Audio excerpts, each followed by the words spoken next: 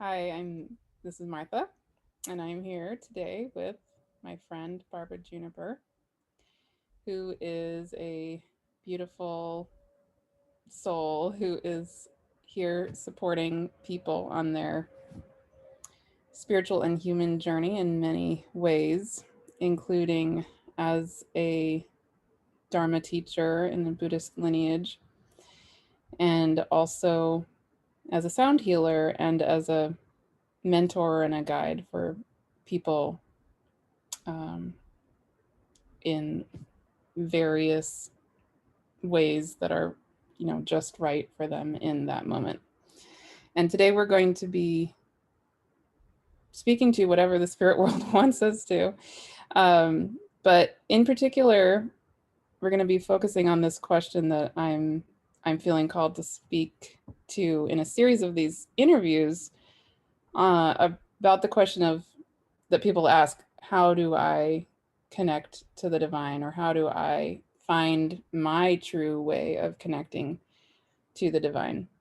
And and my answer to people always is, well, I have my own very strong ways, and then I'm here to help people find their ways, but my way is not going to be your way. And there are so many beautiful, powerful ways. So I'm feeling called to do these interviews with people like Barbara, who I see have these incredibly strong ways of their own and have their own wisdom to share. So that's why we're here. Barbara. Hi, Martha. It's so good to be here. And um, yeah, as we were speaking a little bit before this interview, on the day that we're doing this interview, I know for those of you who are going to be watching this later on, it won't be the same day, but today, the day of the interview, is a holy day in the Buddhist tradition called Chukor Duchen, and it celebrates the first teaching that the Buddha ever gave. And he attained full realization and enlightenment, and for 7 weeks he wandered silently without speaking a word. And I think, as the story goes that I've heard, is he was contemplating that people might not understand the realizations that he had about the nature of mind, the nature of the world we live in. And so he was just in silence for 7 weeks. And the story goes that from the god realm, Indra and Brahma came and made offerings to him and asked him, please, to make teachings, to offer teachings. And so he decided he would. And he, there were 5 men who had been, I believe,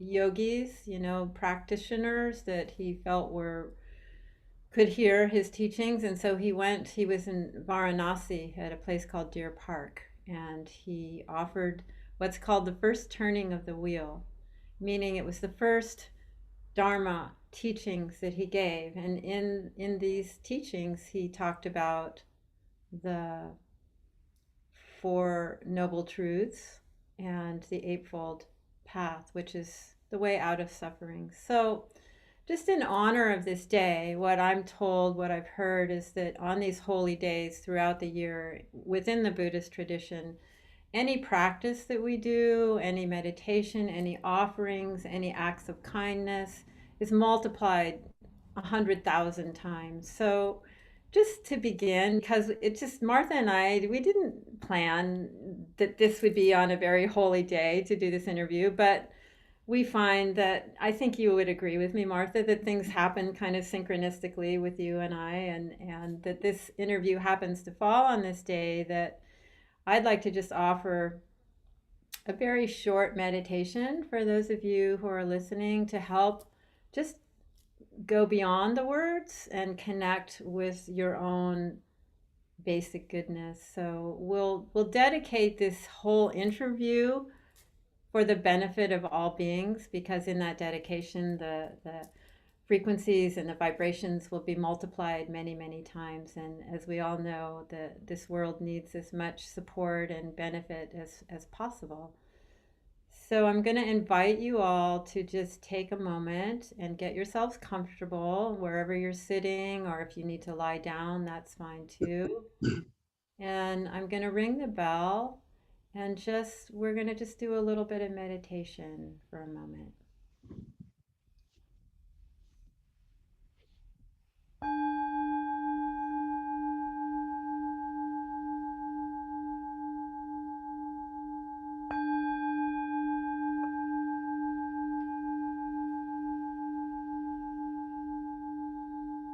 And just take a moment as the sound of the bell is dissipating, and let yourself come home into your own body with your awareness and with your attention.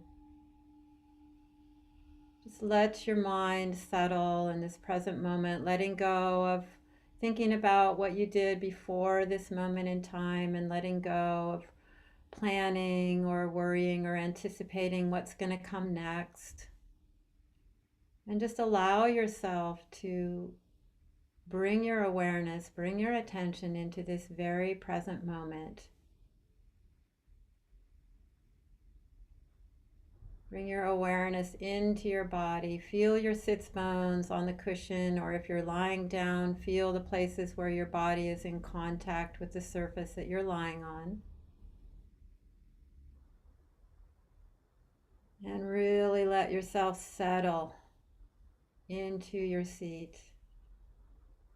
Settle into your body. Let your awareness really make connection with this sense of support that's coming up from our Mother Earth.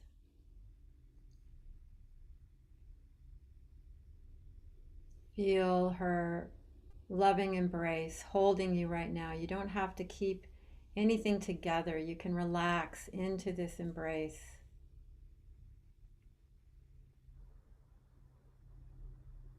Any tension that you're aware of in your body, allow that to melt down into the earth.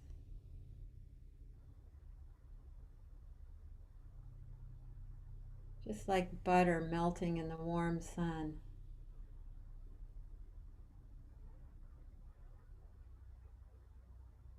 And then slowly bring your awareness to your breath, to the inflow and the outflow of the breath, letting your breath be natural, easy, relaxed.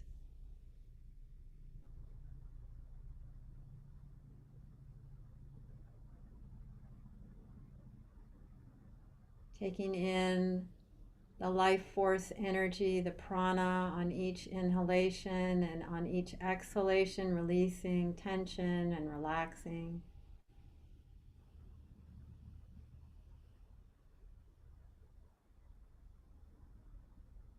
Let your breath be the anchor that keeps you here in this present moment, not in a tight, tight way, but just with a gentle, focused concentration on the breath moving in and out.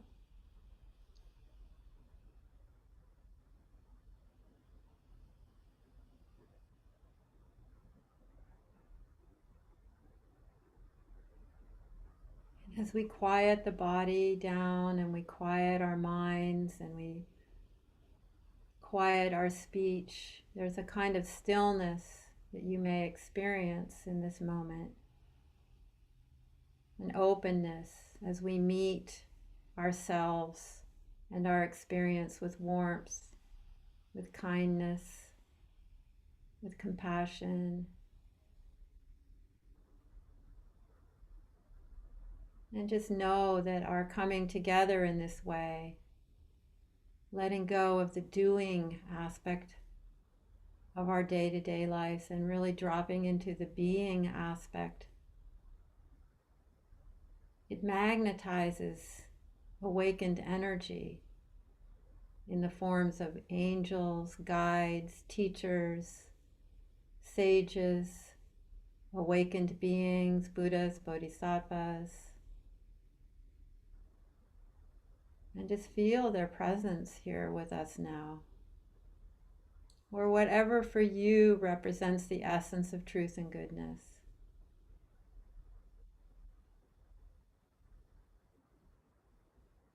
Just feel that presence of that awakened sanctuary and allow yourself to connect with that in a heartfelt way.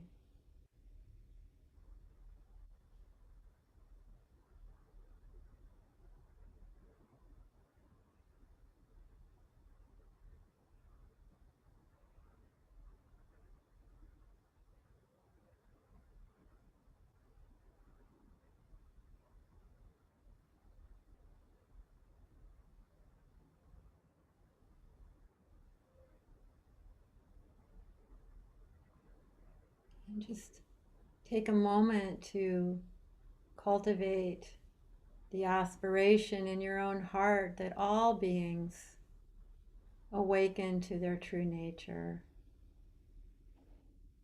that all beings are brought to a state of fulfilling their true potential,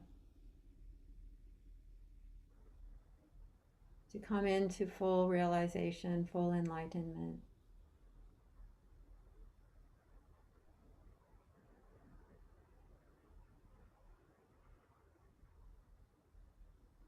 Sending this prayer out into the vast reaches of our world, into the universe.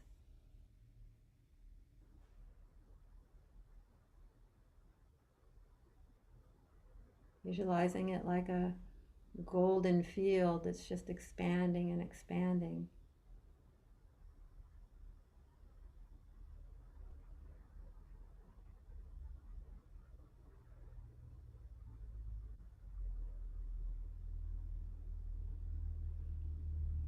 And now, just very gently, if it feels right for you, you can place one hand on your heart and one hand on your belly. And just imagine that you're giving yourself a self blessing,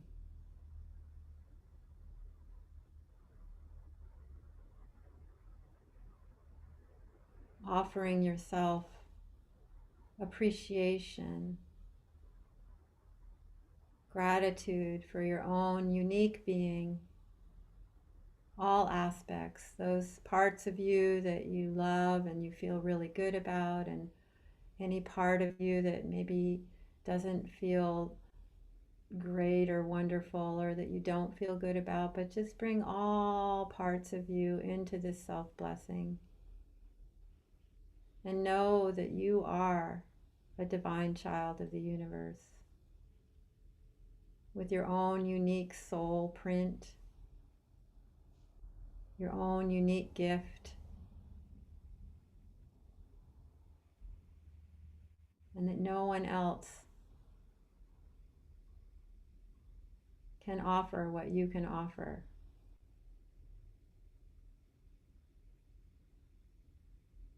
And just offer yourself this blessing of respect, of gratitude, of appreciation, tapping into your own innate basic goodness, your essence that has never been stained, has never been harmed, was never born, never died, is infinite in nature.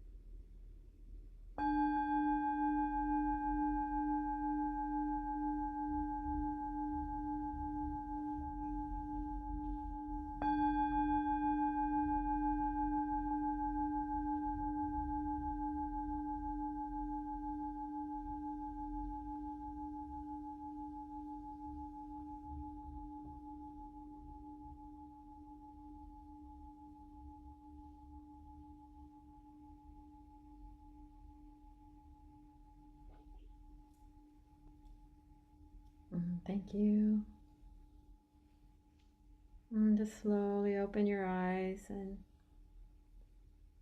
see if you can maintain throughout our time together today a sense of awareness of your own experience. Because as we move out of these meditations, often we just pop out of our own being and our energy moves outward into things that are being said. So just see if during our time together you can stay connected to your own internal experience, because that's really one of the first steps, like Martha was saying, in this staying connected to the divine, because divinity is within. It's not, I mean, everything, the world is all an expression of the divine, but our turning our gaze inward is about, it's one of the first steps in any wisdom tradition in terms of connecting with the divine, like Martha was talking about.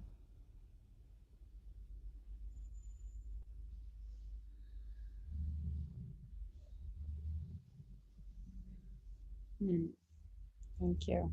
Yeah. Well, I have a few questions in my mind that I'd be curious to hear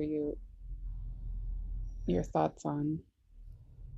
While we were doing that, I was also hearing um, talk about suffering. Mm. Yeah. Um, but I'll say the kind of questions that are coming to me, and then you can just speak to whatever you feel called to. Mm. Um, one of the, I mean, there's so many kinds of suffering, and of course, there's so many different levels of suffering, but this desire, this like longing to connect to the divine, or people have different words for it, like awaken or become enlightened, whatever wording people use, that is its own form of suffering. So I'm just curious, when clients, when people come to you or clients come to you, I'm assuming that's sort of an underlying longing that people have sometimes with you, I'm guessing. Um, but if someone were to come to you and say, I have this longing and it's really, really hard for me and I don't know what to do about it. I'm gonna guess from the experience we just had that an immediate answer for you would be something along the lines of coming into the silence and coming into yourself. Yeah. But I'm wondering if you have any other ways that you would respond to that. Well, it's a great question, especially considering that, today is the celebration, this holy day of the first turning of the wheel of the Buddha, and the first teachings he ever gave. The first teachings he ever gave after he had his own experience of awakening were the Four Noble Truths. And the first of those is the truth of suffering. Oh, really? Yeah. Okay. Yeah. And so, a lot of people think, who aren't in the Buddhist tradition, they think it's really a kind of a downer of Buddhism. It's like, oh, it's all focused on suffering. But I think from the awakened perspective of the Buddha, and I'm not the Buddha. I mean, I am the Buddha, but I'm not the Buddha. Meaning that we all have that Buddha potential within it. We are Buddhas. We just don't know it. That's the biggest secret going. But the suffering piece is really to do with the fact that we don't know that we are the divine, right? That's the basic existential suffering, and then it iterates out in all kinds of ways, shapes, and forms, right? But the truth of suffering is this body, this experience on this planet, in the world, whether you're an animal, whether you're a human being, whether you're a, you know, other kind of being, suffering is part of the picture. Suffering is part of our experience here. And the second noble truth is the causes of suffering, right? And that goes into this first very, very, very basic cause is this ignorance. And the ignorance doesn't mean we're stupid, it just means we don't know that we're awakened already.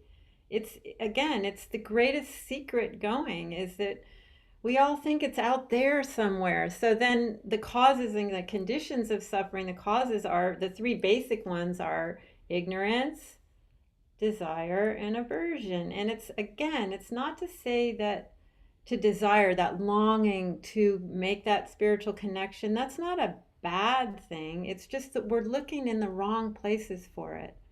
So yeah, you're right. I would take someone and first of all find out, like, what's the flavor, what are the colors of their particular form of suffering, because we all have different forms. Some of us suffer from low self-esteem, some of us suffer from, we've just gone through a breakup or a divorce, some of us have lost loved ones, some of us have lost jobs. I mean, we all know what suffering is from this last year. I mean, big time. No one has been free from being touched by some source of suffering, whether it's just that you couldn't go out of your house for a certain period of time. You know, I mean, there are all kinds of levels of suffering: physical suffering, emotional suffering, mental suffering, spiritual suffering. You know, there, you name it.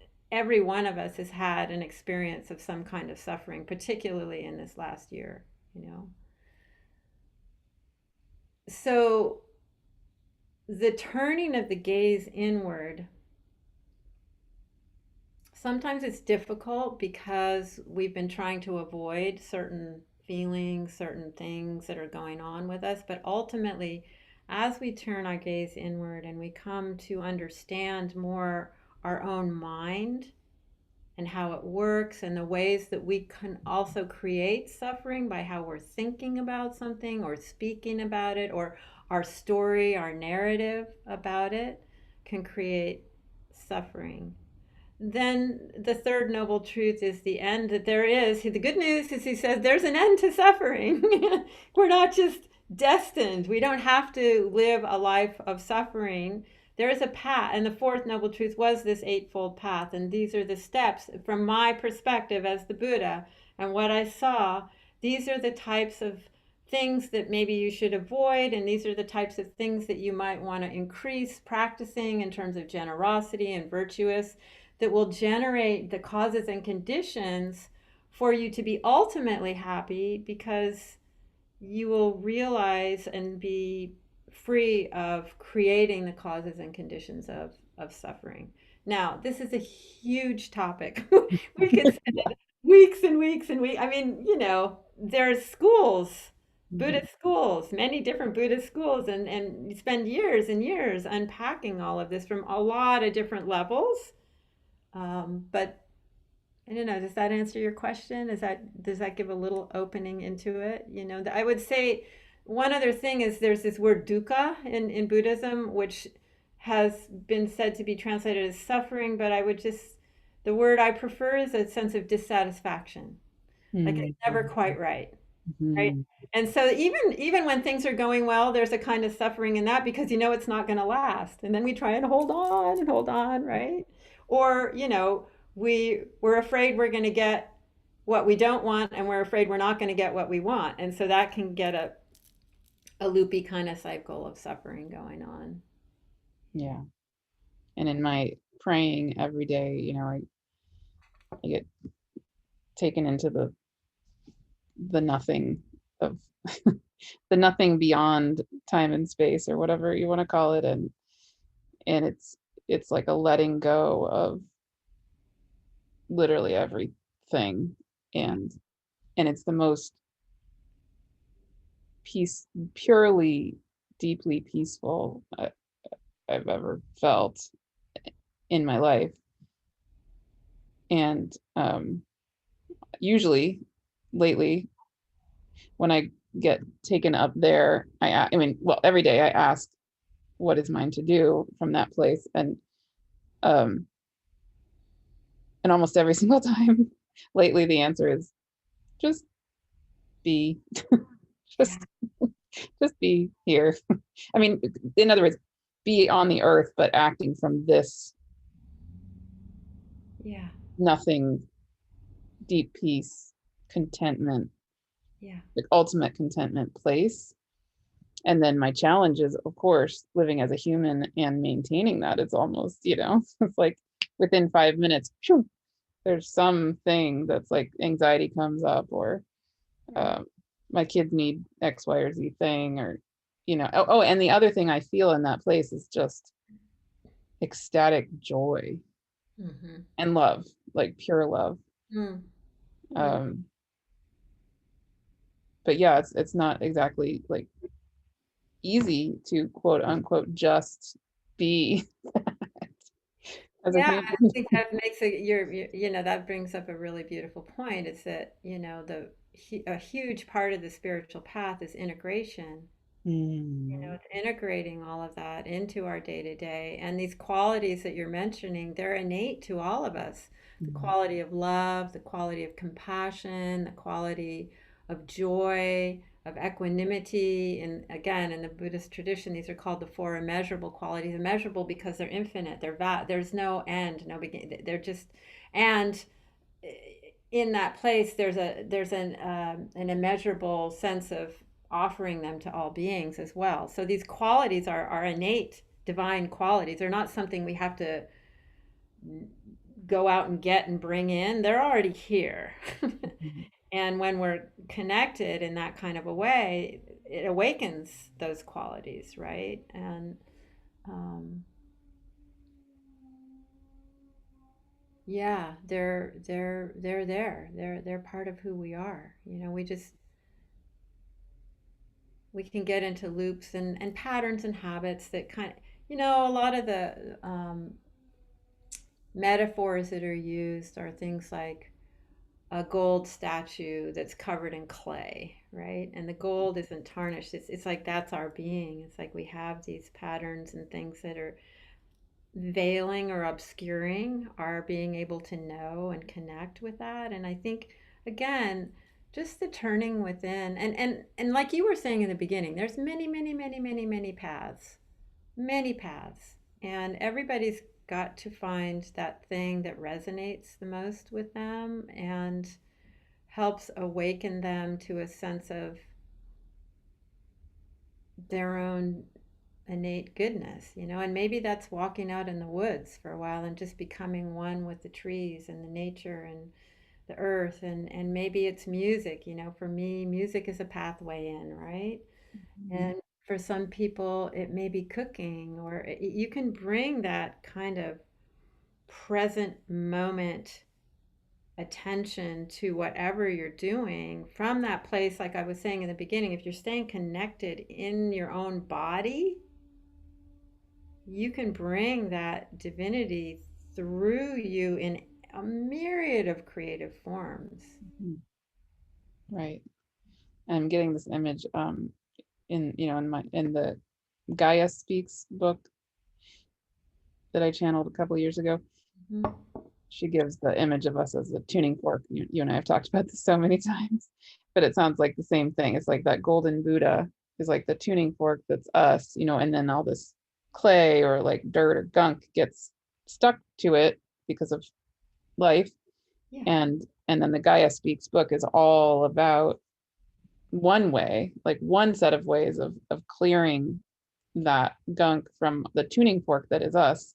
yeah, And and also, as you're talking, I'm feeling, I'm getting nudged for us to turn to talking about sound, and what I'm seeing is that on an energetic level, one way of releasing the clay or the gunk from that golden Buddha or the tuning fork that is us is literal vibration and sound, right? And so anyway, I'm feeling like like that's wanting to be talked about, um, because in addition to being a Buddhist Dharma teacher, I mean, you don't only work with people who feel called to Buddhism. no, no, You have a lot of other tools and gifts and wisdom. And anyway, the sound healing is a huge one of them. So, a huge one of them, yes. And just before I go into that, to just be really clear, like Buddha wasn't a Buddhist. right, right, right, right, absolutely. The word Buddha means someone who is awake. right? The only difference between a Buddha and an ordinary sentient being is just I'm awake to who I am and I'm not awake, you know? And so I think it's really important for people to know that, as with any wisdom tradition, sure, organizations and religious traditions build around the purity of these teachings, but the Buddha's teachings are really just about waking up to your own, I mean, ultimately about waking up to your own, the truth of who you are. Mhm. And so anyone of any tradition can benefit from the teachings, you know, without becoming a Buddhist, you know. I Right. just wanted to clarify that one. So the Absolutely. sound piece is really, yeah, one of the ways that I described it, I used to work up at an organization that worked, it was like a recovery center for women who were unpacking and rewiring their relational tendencies, habits, patterns that were had become very unhealthy. And I would work with each woman who came through this organization, this place, on with tuning forks, with the sound healing. I would do group sound healings and I do individual.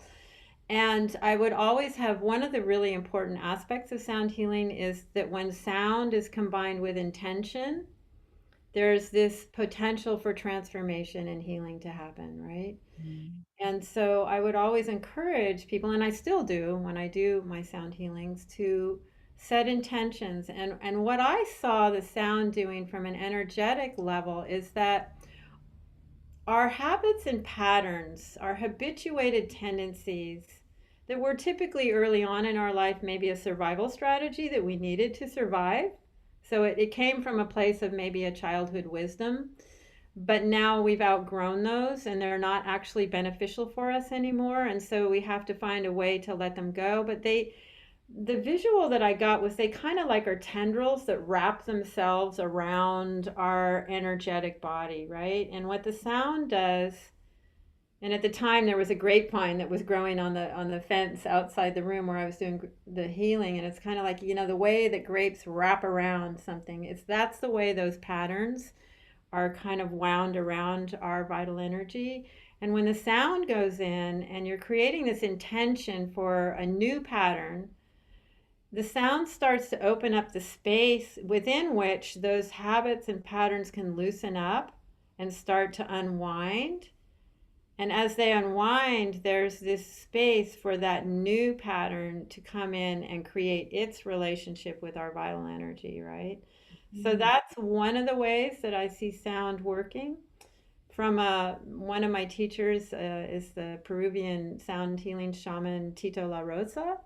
And in his tradition, there are portals, energetic portals that open up with different sounds, different instrumental allies, they're called. You know, whether you use there's a overtone flute that's about a 4 foot long bamboo flute that makes overtone sounds, and it's called the abuelo flute, and it works with the male lineage, and it Mm. can open up a portal for healing to happen through the whole masculine lineage. Mm. And so in that tradition, that's another way, you know, other than this idea of things wrapping around. But I still feel like, yeah, those energies, even when the portals open up, there's space then for things to transform, things to move, you know. One of the things we experience in our human bodies and minds is this kind of contracting. You know how you talk about being blasted into infinite space? Well, we are all that infinite beingness. Mhm. Mhm. But our thoughts, our concepts, our ideas, our beliefs, they start to kind of box us in to a very small percentage of the vastness of our being. And so the sound can take us into more of the spaciousness and that kind of womb like place where we can recreate, we can and rejuvenate, rebalance, recalibrate all of those parts of our energy that are moving and swaying, and some of them that are tight and contracted and stuck. There's this really incredible potential for transformation that I find sound, the really intentional use of sound can support and bring into being. Right. And I feel like sound, the sound, the waves of sound, just in and of themselves, even if I think of them as like a being, I realize they have incredible wisdom of healing. You know, like the it's hard to put this into human words, but people often, when they want a path to healing, that they're often wanting like a linear ABC path. And if I'm getting the image of something you talked to me about a few months ago, I think, was it, what was it, the drum with the sand on it? Do you know what I'm talking about? When you, Yeah, yeah, yeah, what, yeah, yeah, yeah. yeah. Yeah. Explain that story because it's kind of Okay. speaking to what Yeah. I'm trying. Yeah. This is a good story, especially for these times when there's so much upheaval and there's so much going on that's kind of taking the ground out from underneath of, on so many different levels. There's a study, a science called cymatics. And cymatics is the study of waves, and sound moves in waves, right? And so during the sound healing training that I was doing, on one weekend where we were studying cymatics, this guy brought in a thing called a cymatoscope. It's a machined instrument that was really finely machined. It had these brass legs, and it had a ring around the top. There were like three brass legs, and then that were about 2 or 3 feet tall. And then there was a ring around the top that was kind of like a embroidery hoop. And in that ring, there was a rubber membrane that was taut in the hoop. And then underneath the rubber membrane was a speaker that was facing up to the bottom side of the membrane. And then plugged into the speaker was an amplifier. And the guy took some really fine silica sand and he poured it onto this rubber membrane.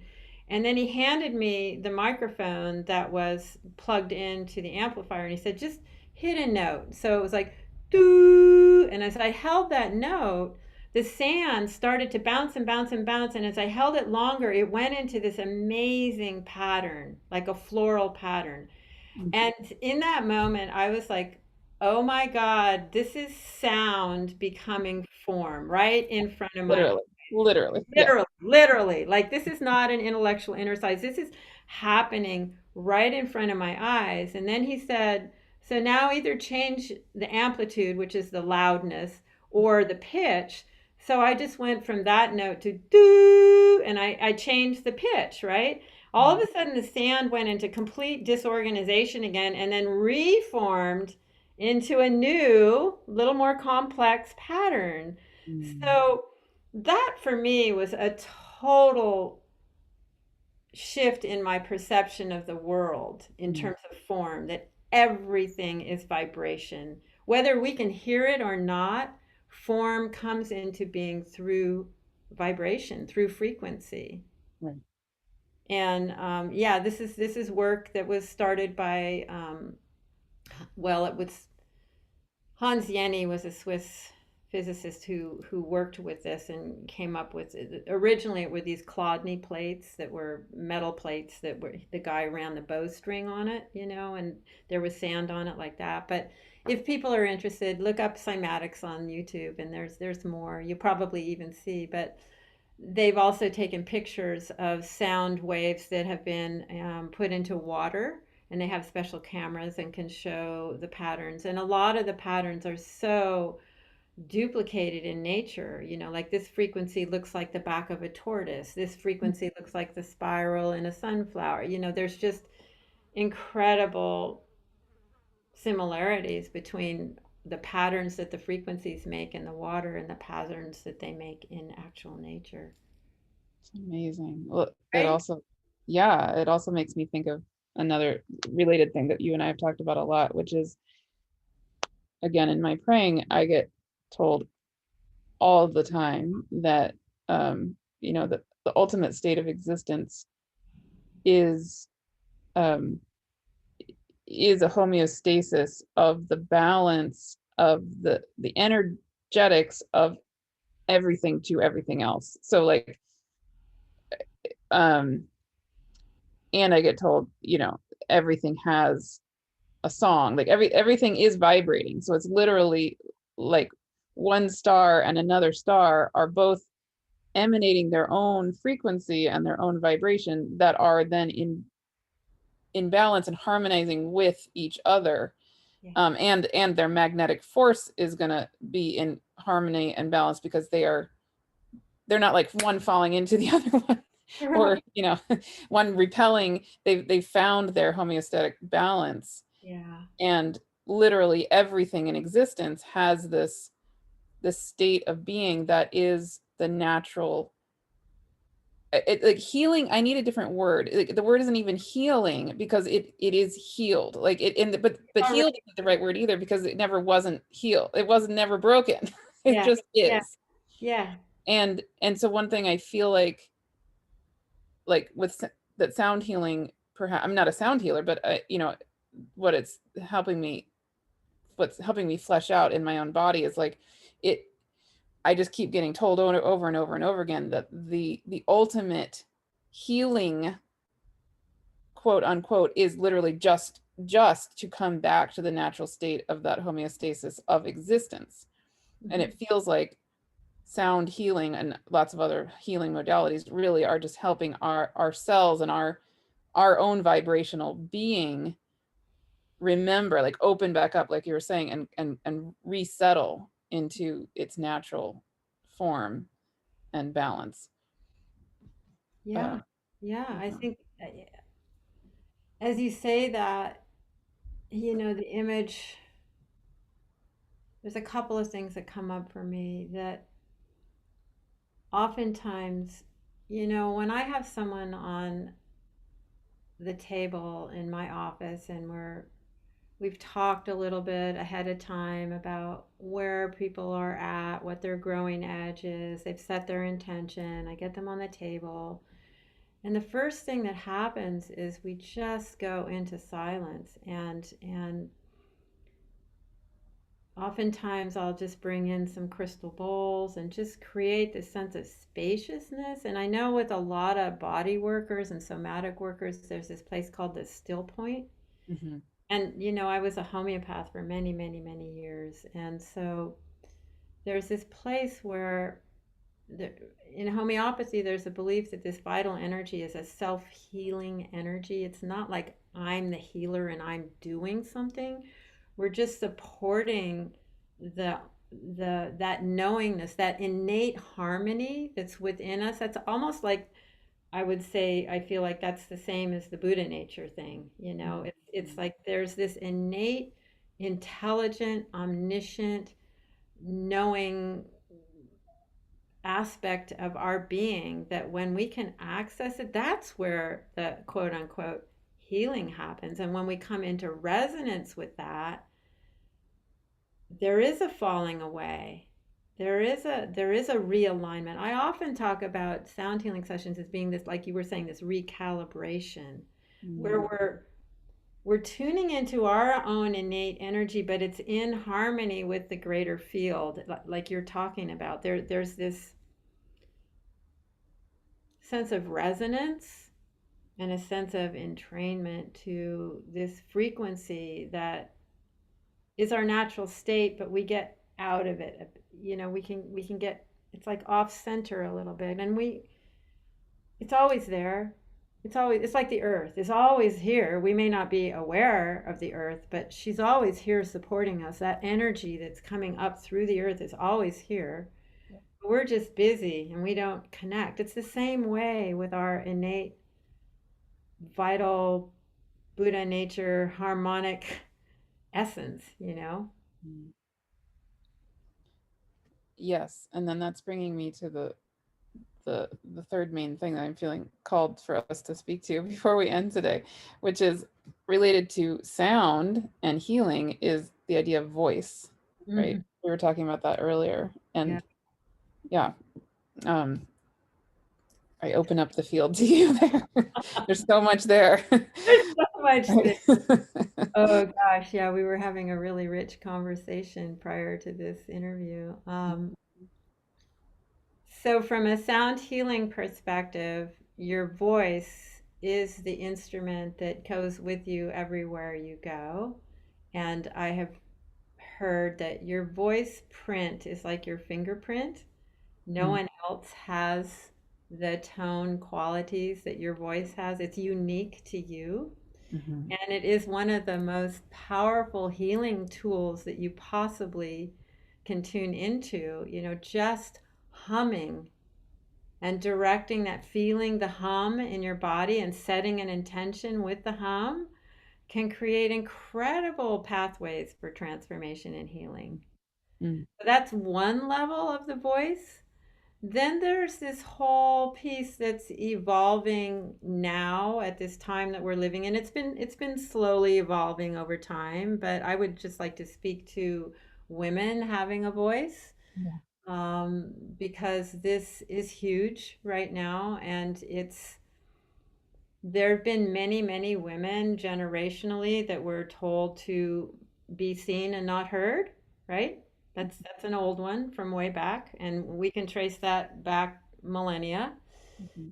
So there's something happening in the collective now that's about women beginning to have a voice, beginning to show up authentically and powerfully as protectors of ourselves, as protectors of our Mother Earth and the environment, as protectors of human rights, social justice. And it can feel really strange if you're a woman who hasn't been used to speaking her truth. I would just encourage you in small ways. You don't have to start out really big, because you're changing patterns of behavior that are not only personal, but they're collective. So this is a big piece of work that all women are part of, whether you know it or not. There's a movement, there's a wave of our voices being heard. And Mm. I just encourage you, if you're working, if that's one of your places where you're working, um, start out small and sense into, this is the piece where we started in the beginning, with that connection with your own guidance, with that connection with self. Like, you'll know, you'll feel an impulse as to when it's a moment to speak up.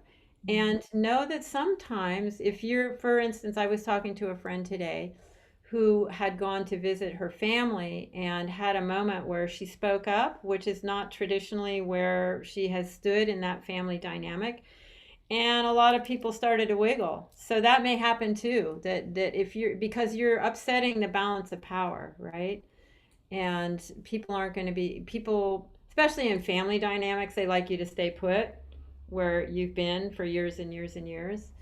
But be discriminating as well, especially if it comes to having a voice about things that are very personal to you. You might have to listen in really carefully, like, is this the right time to speak to that? Because if there's someone there that is going to just put the kibosh on you or put it back in your face, maybe better to just share it with someone you know who can hold that truth with you, especially if you're starting to begin to have more of a voice. But I would encourage anyone who's listening on this call that if you're working that place, keep working it, because you're doing it not only for yourself but for the whole collective. Yeah. And I'm feeling this I'm feeling this very clear and present like Vajra Yogini energy right here. And this like right in my face. Don't end before you mention this. you know? So going along those lines, something that's going on astrologically that you and I have talked a lot about is in Western astrology, there's been this Eris Pluto square happening this whole past year and a bit. And what that square speaks to, one thing it speaks to for me is this re-emergence of the whole feminine and the voice of the feminine. So like the mythology behind Eris is, she was the one goddess, the goddess who was not invited to the party, right? And she threw, I'm giving the really, really tiny little quick version of one version of the story, but and she threw the golden apple into the party with like Venus and other god, Hera and um Juno, whatever. Yeah, the apple said to the fairest, and it started this whole big fight between the goddesses saying, well, no, I'm the fairest, no, I'm the fairest. And then, you know, the gods had to like give their input. And anyway, quote unquote, it started the Trojan War. Okay, so she's talked about in astrology as being the energy, the energetics of existence and of us that that speaks up when there's injustice, or like kind of riles things up, but with a purpose, not just to destroy, with And an yes, end to it. Yeah. And to me, she speaks a lot to this deep, deep voice of the feminine and of life, really of life, yes, that is re-emerging in our time, and here and now, like it's happening right now, on so many levels. And she's a voice of injustice and all that kind of thing. And I can imagine you and me doing a whole series of videos just on that. But yeah, I feel called to at least name this whole topic around, you know, what is it to be feminine, and the idea that, well, a lot of the energetics of the feminine is incredibly powerful and incredibly fierce and very clear, you know, and has a message and has a strong presence. And it's not just airy fairy light and pretty and happy all the time. no, and that what who's coming through me right now really strongly is Tara. You know, the green Oh yeah, yeah, yeah. people know of the green Tara. Well, and there are 21 emanations of Tara that surround this green Tara in the center, and each one is a different color and is holding different implements. And some of them are very wrathfully compassionate. You know, there's semi-wrathful, there's wrathful, there's many faces of the feminine. There's very sensuous faces. There's very, you know, it's not just this. Again, I feel this sense of we've been so contracted down into this very narrow, like this is acceptable, this isn't. And if you're out of that, you've got the bitch face, right? You know, it's like, whoa, wait a minute, time out, you Yeah, know, time out. The feminine has very many manifestations, and some of them have fangs, you yeah, know. yeah. And it doesn't mean, I mean, here's the other thing for me from a Buddhist perspective, because the Buddha said, do no harm, practice virtue, tame your mind, right? So the first one is do no harm. So this isn't a fanged place from violence, aggression, harmful, destructive. It's very protective. It's fiercely protective, you know, and so there's a discernment that has to happen in regards to this ferocity, because it can get really skewed over into repeating the same violent, aggressive energy that is not what we're about. It's really not, you Right, know. I mean, it's not what I'm about. right. Other people might disagree with me, but Yeah, and that takes an enormous amount. The other piece that I kind of am feeling circling back to in the beginning of like this ability to be present, to be connected. If we can't settle our minds so that we can be present in this moment, we're not going to have access to the wisdom that's innate to all of us. And all these responses, we're in constant relationship with life, with people, with things, with our family, with our jobs, with our environment. And again, from the Buddhist tradition, it's about the appropriate response. And we cannot respond appropriately if we don't have access to that wisdom. right. We'll I'm just make gonna them. pause for 1 second because my computer apparently isn't plugged in. Oh, So I'm just gonna make sure that it's not gonna die while we're talking. Um,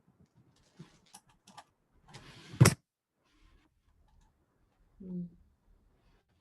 okay. Phew. Good. Because we're on an important track here. I don't want to lose it. Yeah.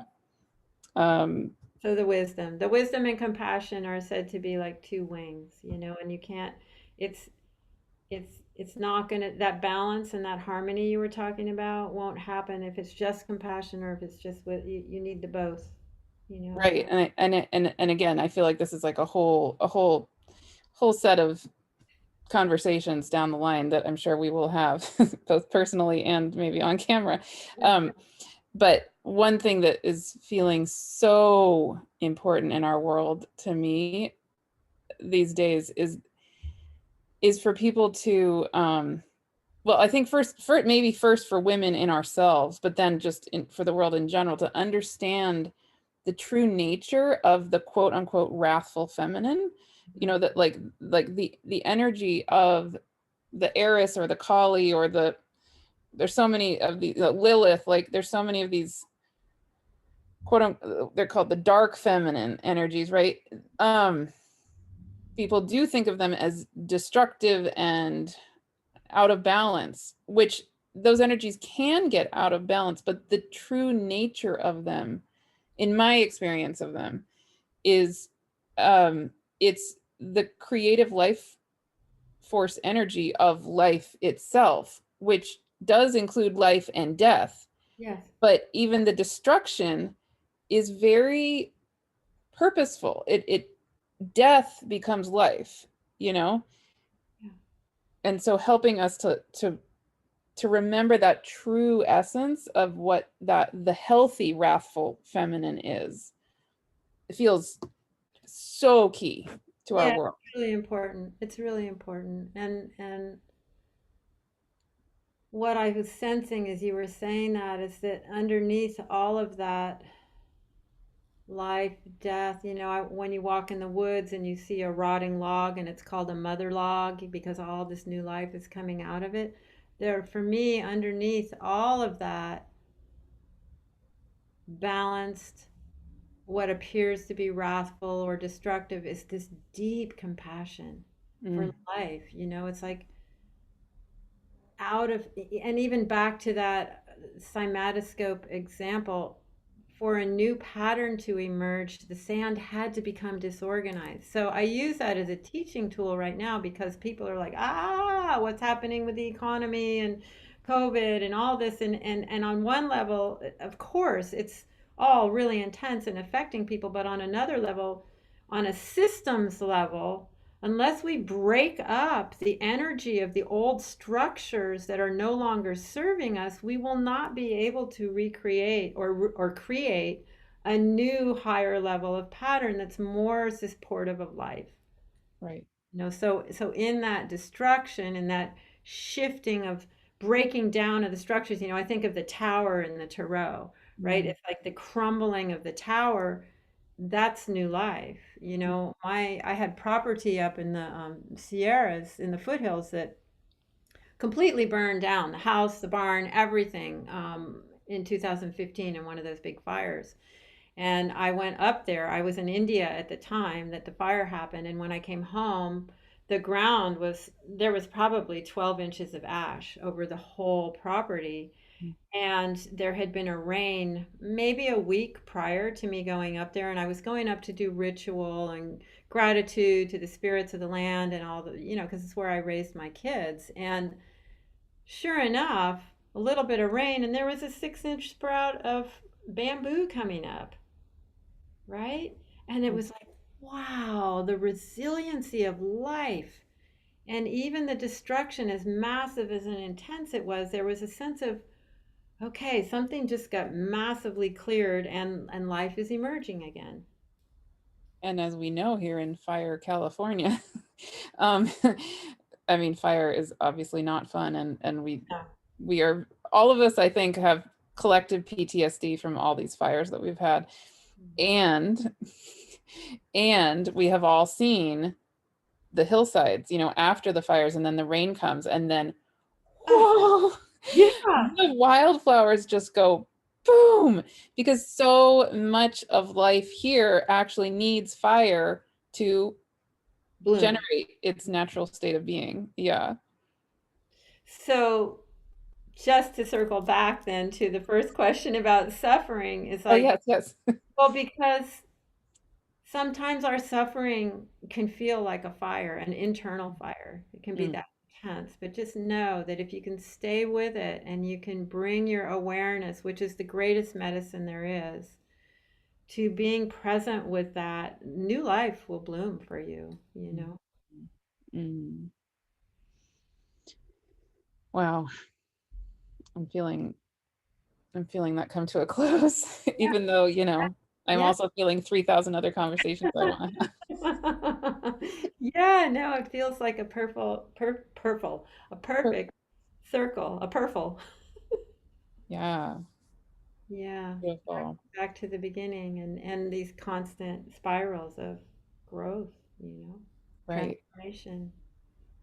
So, but before we end, would you like to just outline, well, first of all, how can people reach you? And then what are the various ways that you support people? What are you offering at this time? Yeah. At this Um, time, there's a Monday night class, a meditation group that I offer through the Sukha City Foundation. That's sukhacity.org, and that's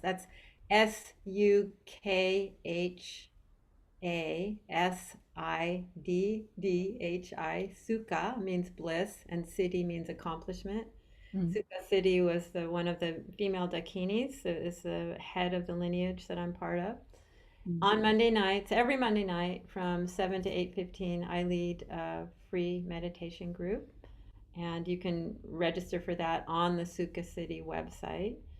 Um, I'm now, since the restrictions have, opened up a little bit, I see people in my office in Marin County for sound healings. I also do phone calls with spiritual mentoring. If you're struggling with an issue or feel like you're kind of blocked, I work with you um, to unblock and to help you grow and blossom. What else? There's possibility of a retreat coming up at Lake Tahoe in the fall, maybe on the equinox. But I could, and you can go to my website www.barbarajuniper.com, and I'll be posting things. There's some articles there, and if you want to reach out to me, there's a contact page there as well. Yeah, that's great. yeah, Beautiful. I yeah. feel a part two and a part three and a part 10 and a part 20. Well, it's been really lovely. It's been really lovely doing this, and I care deeply about you and what you're bringing to the world, Thank you. Same. living the one light. Yep. That's what we're doing. That's what we're trying to do. Wonderful. Yeah, Thank you. thank you. And thank all of you for listening. Whoever's listening into this interview, may your path unfold with grace and joy and ease, and keep going one Yeah. step at a time. Mhm. You're not alone. You're never, ever, ever alone. Even though you might feel like you're alone, you are so surrounded and connected to life that you're not alone. Absolutely. Literally. That's another message that's been coming through a lot lately is Yeah. we feel so alone, especially I think in this culture, maybe in this time, but Yeah. it's actually impossible. It's not, it's incorrect. It's not even impossible. It's just incorrect. We're the Not correct. opposite of alone. Yeah. Thanks. All right. Oh my, yeah.